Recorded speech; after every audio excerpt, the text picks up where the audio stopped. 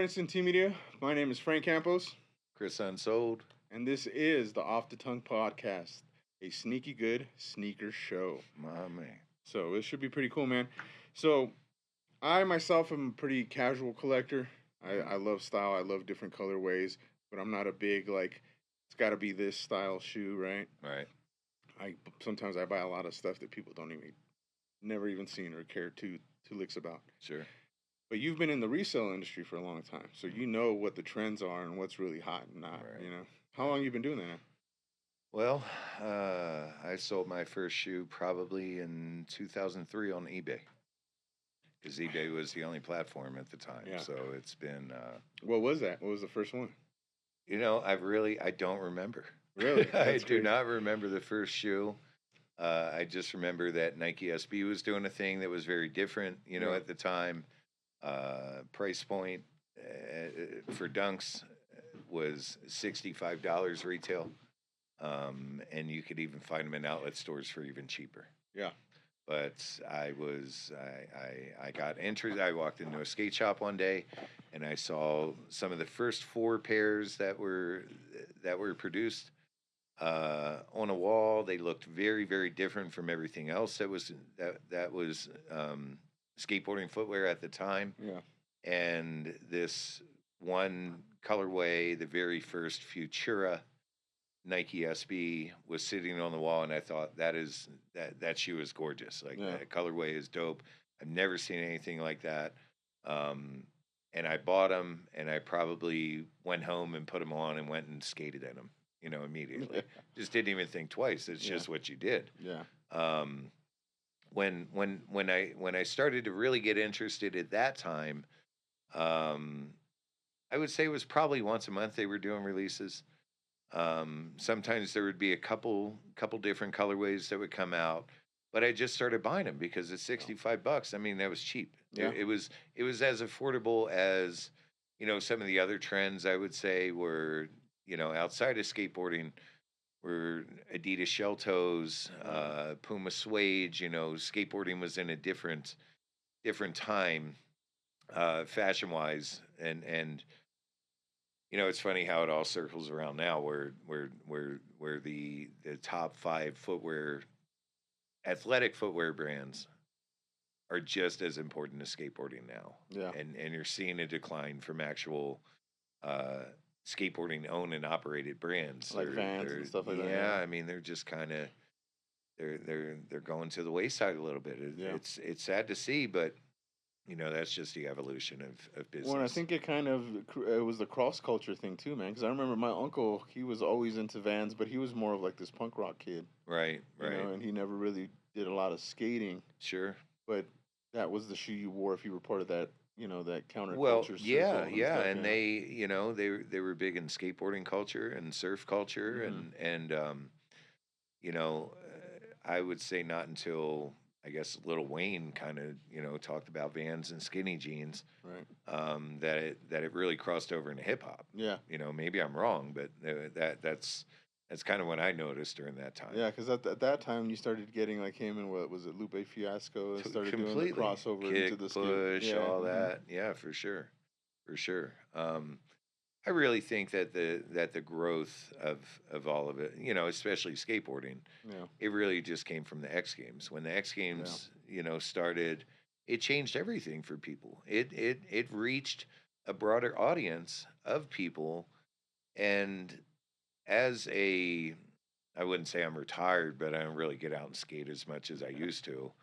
I don't dedicate myself to it, but Yeah. I'm dedicated to the community, to the core. You'll still find me popping up at a skate park once, twice a week, Yeah. just kind of hanging out. I got to be around it. Yeah.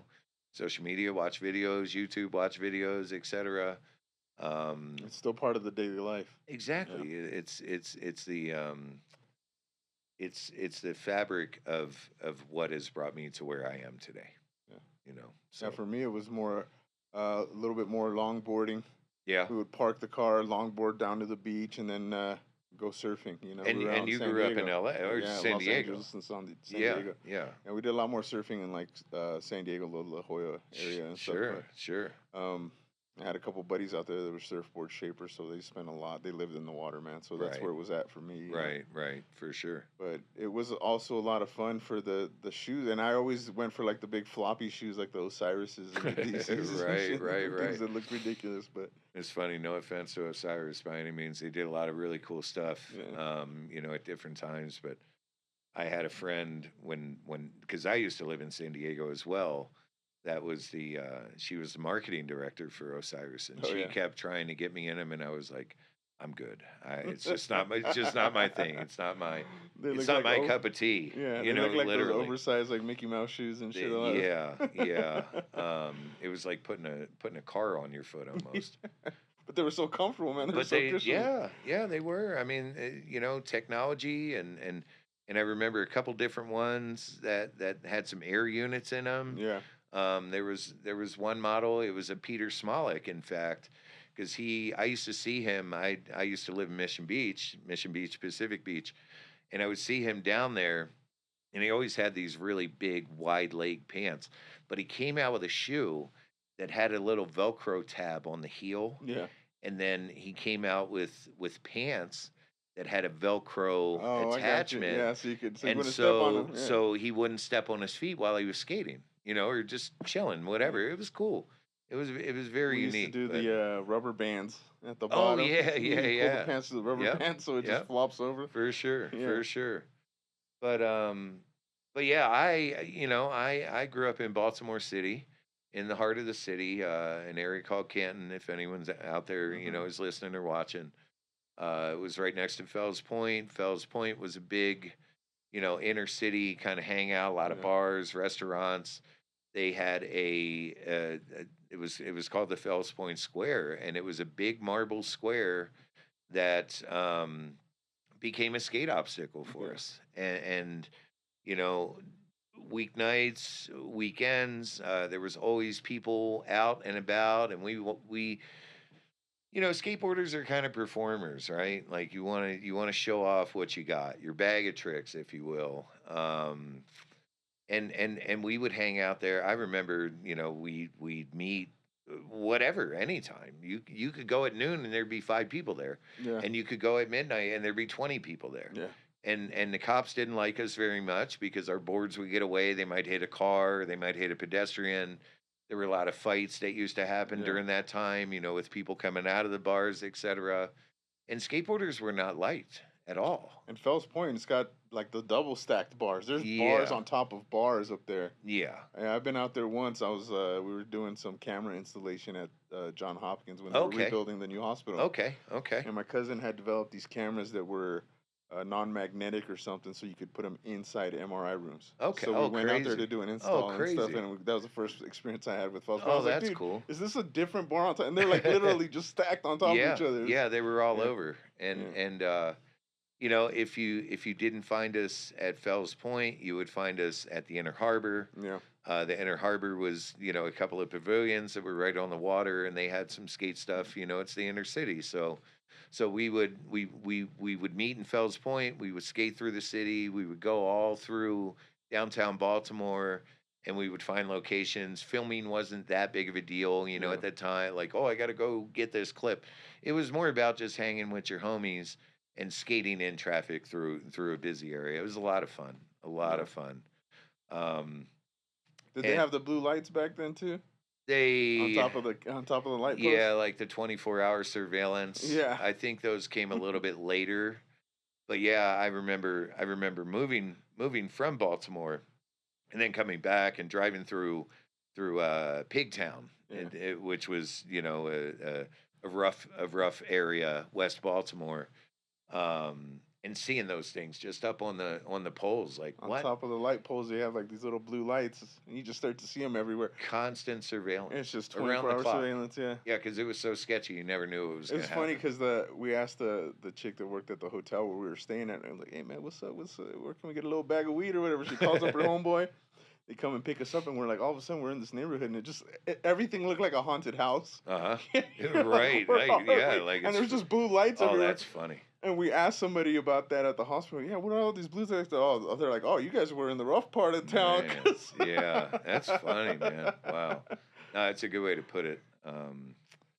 but yeah, just I grew up there, and I had some older brothers, and they had Mm. friends, and they were into skateboarding. One of my neighbors, we used to have these little like postage stamp size back concrete brick yards. Mm-hmm. And one of the neighbors built a little mini ramp. It was maybe 3 or 4 foot tall. I was probably 7 or 8 years old, if I was that old, honestly. Um, and I remembered, my brothers and the neighbors, them trying to skate it and dropping in, and one guy, he would, do airs over the backyard into the alley. I don't remember if he landed them or rode away, but Yeah. but just seeing people do it was it was exciting. It was different. It wasn't a team sport. Yeah. I played little league baseball for a few years. In Patterson Park, and I met some childhood friends that are still friends to this Yeah. day. Shout out to my homeboy Matt Martin. He was one of the first people I ever saw do a trick on a skateboard. Yeah. Aside from the neighbors, at the ramp, Yeah. somebody I actually knew, I was like, "Holy shit, how did you do that?" And he goes, "Watch, I can do a 180 too." It was nothing but a frontside boneless. Um, but at that time, team sports just weren't really Yeah. my thing. We were kind of growing away from that. Um, Skateboarding, you didn't need a team. Yeah. You It's walk just out of your you. Yeah. house and just put your board down and go as long as you want. And but yeah, man, it's at that point in my life, it became important to get a decent skateboarding shoe. Yeah. Some of the first that I remember were Vision Streetwears, and they had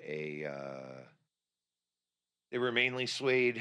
They had kind of a shell toe, like a shell toe Adidas, kind of a.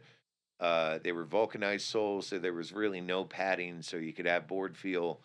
But I remember, trying to learn a lot of stuff, and we were in this process. Me and my group of friends, that we were all starting to learn and evolve, and um, I'd jump off my board and I'd land on my heels, and at 14, 15 years old, I was getting heel bruises, and Oh I yeah. didn't even know what they were. I remember having to get up to go to school, and my father would come and wake me up. And I would say, "Dad, I can't get up. My back's too bad." And he would have to pull me, Yeah. up Just out of bed so I could just start to sit up. yeah. Um, so I was seeing the injuries already Early. Yeah. affecting, Yeah. my body and how it was going to operate. But a few years later, there's airwalks, there's vans, there's half cabs. Half cabs were initially full cabs. Somebody, at the time, all we had were magazines, Yeah. and occasionally, every couple of months, you get a new skateboard video that would come out before the internet, before all that stuff. Um, and that was your influence, Yeah. The catalogs. with Yeah. with style. CCS, I remember getting CCS catalogs when I was a little kid.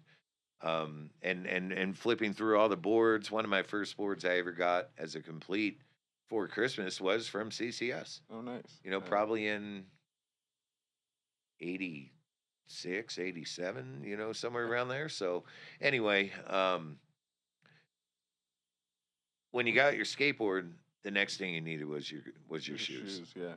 And it was, like I said, Vans, Airwalk, Vision Streetwear, and then I'll never forget my mother and I going on the bus to Montgomery Wards, and me getting two pair of just Converse Chuck Yeah. Taylor Yeah. All Stars. Some Chucks. Yeah. Which a couple of ollies later, within the first hour, the shoes got a hole in it. Yeah. But it was, that's what it was. Mhm. That's how it started, and getting a little bit older, kind of, hanging out in the Fells Point area. Yeah. I started working in a bar there, Max's on Broadway. What's up, Ron Furman? If you're still the owner, great dude, known that guy many, many, many years. He he gave me a job. Then I was making a little bit of money after high school, living with friends. A group of us skateboarders all living together. But there was a sneaker shop in Fells Point, and these guys had some kind of affiliation to a store in New York. Oh, okay. And it was kind of like you walked in, and they didn't really have shoes on the wall, from what I remember. They just had tables of shoes that were on display. Yeah. Like if they had four of a, a Reebok pump or something, it was just four of them sitting there, and then the shoe would be on display on top of it. Yeah. And then they had, I remember they had Troop sneakers, or whatever you want, Troop footwear.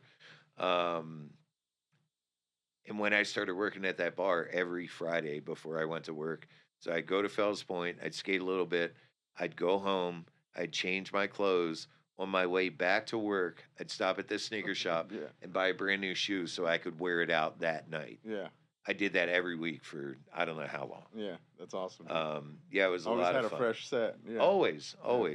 And I remember my father being like, "Why do you need all these?" And I'm like, "Oh, I don't know. I don't know how to explain it. I just do." I just do.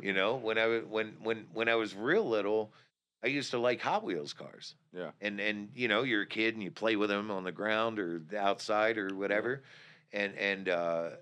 And it was like Hot Wheels cars was the first toy that I used to kind of collect. Yeah. And then there was, it went through a season of baseball cards. That storage wheel? Oh, yeah. Yeah. Oh, yeah. I had all that. And I had the track and all that shit. And the track never, I don't know about anybody else listening, but the track never worked for me. Yeah. Like, this shit just never worked. It would always fail. Yeah, they never clipped in like just right. Right. Yeah. And then it had the loop and it would always fall out, or it wouldn't even get up to the top or whatever.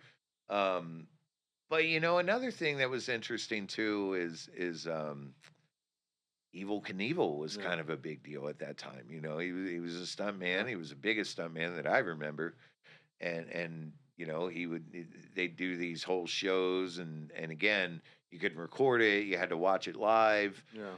If you missed it, then you missed it. There was no repeat or rerun or let me play that back. Yeah.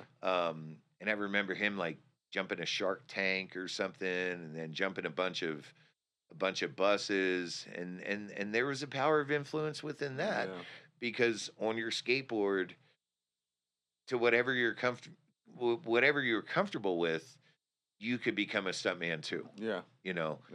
At that time, it was way different. We weren't jumping off buildings and things like that. We're going down a set of 3 stairs. They're getting a lot more adventurous now. It's unbelievable. It's like watching a video game. It's a combination parkour / skateboarding and shit. For sure. Yeah. But yeah, Baltimore City was where it all started for me, and the neighborhood and skateboarding, and it's just always stuck with me. It's I took a break for a period of time. I got burned out completely. I had a store in Fort Collins, Colorado for a couple of years.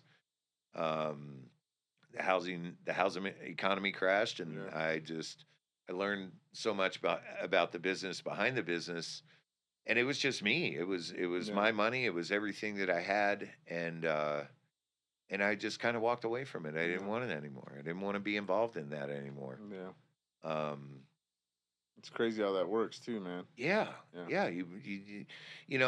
I've often found that over the course of my life, whatever I am truly passionate about, I follow my dreams. I follow my heart.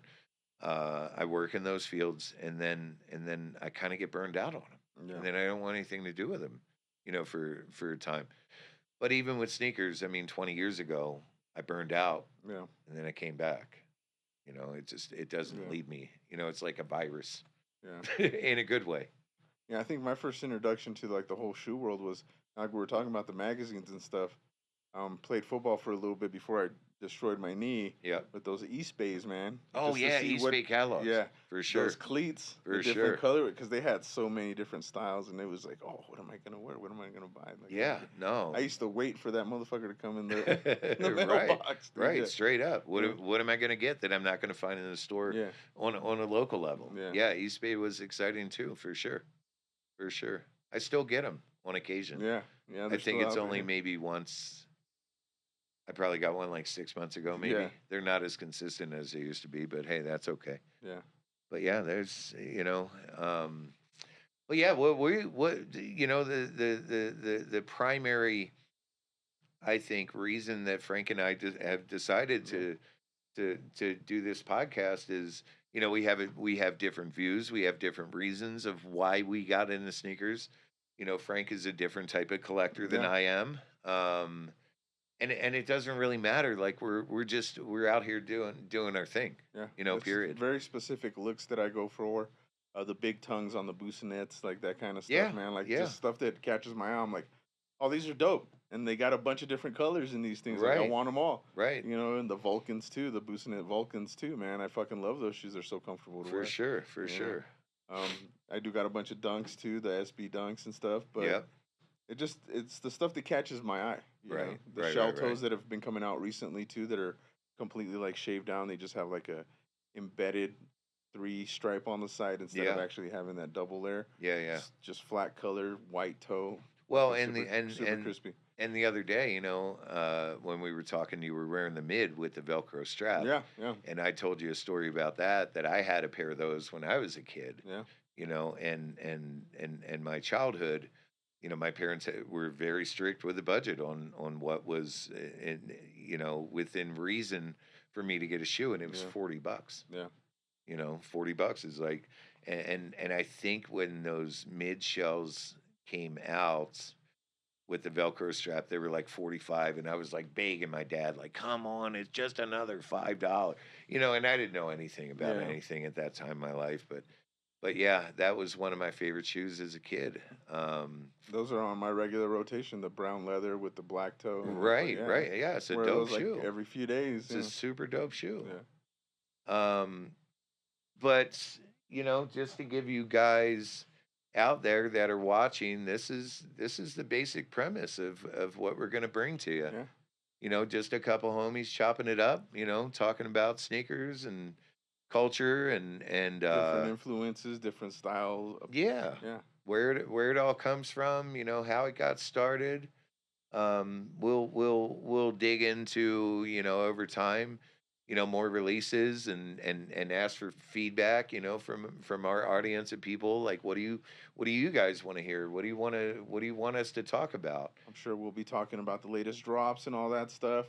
If you guys want to hear about the history of certain brands, I know one of the conversations we got into were the Cortezes, right? Because I'm a Totally. big Cortez fan, but a lot of people Absolutely. don't know that those Cortezes were just a straight rip off of those Asics, the Tigres, right? Yeah. Yeah, Yeah. the straight rip off of the Tigres, and Yeah.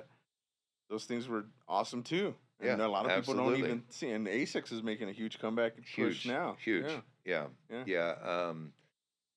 For me, the evolution, I've been a big SB guy for many, many years. Nike Dunks, SBs, all that stuff. I love all just kind of random, I have point of purchase display pieces. I yeah, have random stickers that I've collected, magazines that are full blown, like Nike SB catalogs almost.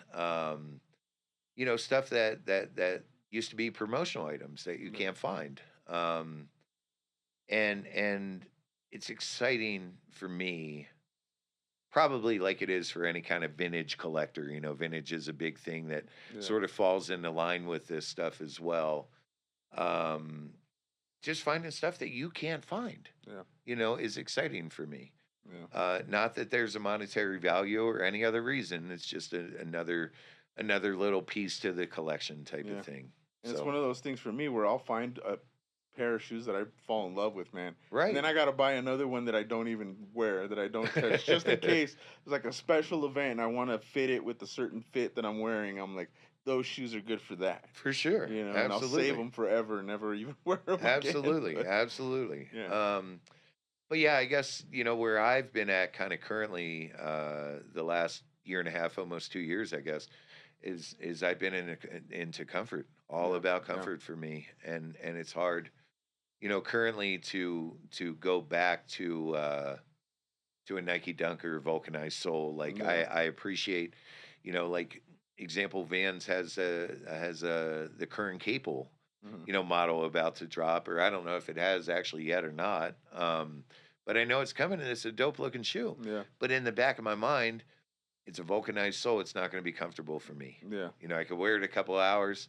And that's it. maybe, Yeah. but it's not an all day thing. Yeah. Especially You if you're know, going to like an event where you're gonna be out and about for a little while and you're gonna be walking around a lot. That's what I think about all the time. absolutely. Like, I'm gonna walk around for like an hour or two? Like, what am I gonna wear? Because Right. I don't want to wear something like I love the boosies, man, the boosinets, but Yeah. sometimes they're a little tight. Right. The moccasin style front. Yeah. The toe box. Yeah, so Yeah. it just sometimes it's a little tight, and after wearing it for a long time throughout the day, it'll start to get a little uncomfortable, too. Gotcha. But I For love the sure. way they look, especially with like baggy pants, because that big tongue flaps. So, like Tim's, like wearing Absolutely. Tim's, you know what Yeah. I mean? Yeah. Yeah. Oh So it's yeah. just that look that I go for. But um, yeah, sometimes I'm like, well, maybe not today with these, Like maybe I'm gonna Right. throw like certain shoes. I'll buy them. I'll wear them. I'll see something that I think is cool. Yep. I'll put it on. I'll be like, oh man, this is like wearing a pillow. Right. I'm buying Right. more Right. of Right. these. Right. You know? Absolutely. Yeah. No, I get that. I get that 100%. Um, but yeah, we don't want to keep you guys too long. This Yeah. is our first one. This is our pilot version. Appreciate everybody who's watching us live right now. Yeah. Thanks for tuning in. Frank has we got a couple of shoes sitting back here that Frank had an idea about because you guys are what's going to help us evolve and continue to grow and try to obviously get this show sponsored and things like that. With first episode Yeah. It's gonna just take getting some started. time. We're gonna hit our learning curve and all that, but we're definitely gonna be doing probably a weekly raffle. To enter the raffle, all you gotta do is like, subscribe, and share on YouTube. We'll be doing shorts on Instagram and TikTok and all the other platforms as well. Yeah. But to enter the raffle, you just have to like, subscribe, and share, and then type in raffle in the comments. And we will make sure we're going to save everybody's name. And during next week's show, we're going to announce the winner for this week's raffle off. Heck yeah. And Yeah. what do we get? What are we giving away this week? So this one's the Tommy Knox 600 in a size 10, Yeah. I believe. Nice. And that is what is it? The Frankie Frankie Villani. Villani, yeah. The 417 Yeah. in a size 9, right? Yeah. So Size 9. obviously we're going to have limited sizes for our giveaways. We don't have every size available, but every week we're going to try to something a little different, slightly bigger, slightly smaller size. We're trying to stick to the most common sizes, which are usually between 9 and 11. Yeah. So that we have a more opportunity out there. But if you got a size that you're looking for, we definitely have some connections in the sneaker world over here, especially with Chris over here. If you're looking for anything specific, you shout it out in the comments, and we will find it for you. There you go. Yeah. Yeah. We can track it down. Yeah, definitely. We got a network over here. Yeah. So thanks again for everybody to checking in today. We'll be posting on a regular basis to shout out any events we got coming up as well. Big thanks for Chris for coming in and doing the show with me. This is going to be so much fun here in the future as we start to build our network and our audience and stuff. So much to talk about, man. Yeah. There's so little Super. time. I'm super excited to do this.